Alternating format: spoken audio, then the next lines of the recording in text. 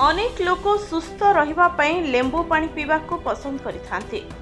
खरा दिने एहाकु पीवा द्वारा शरीर ठंडा रहिबा सह जलांश मध्य ठीक रही थाए, किंतु लेंबू पानी समस्तिंकु फायदा देई न थाए।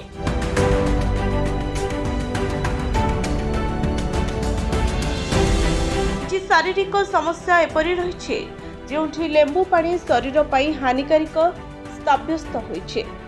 तेबे आसंतु जानिबा केउ सबु शारीरिक समस्या थिले लेंबू पानी पीवा उचित नुहे।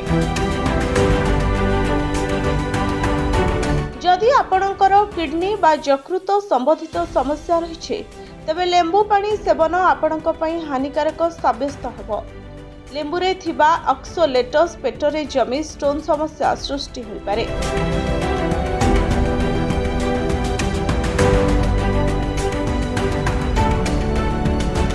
जो लोकमानकर हाड़ जनित किछि समस्या अछि सेमानकु लेंबू पानी ठारू दूर रे रहिबा आवश्यक।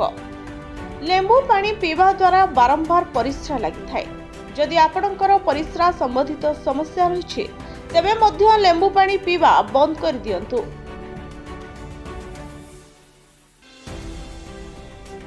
Bureau report STT Odia.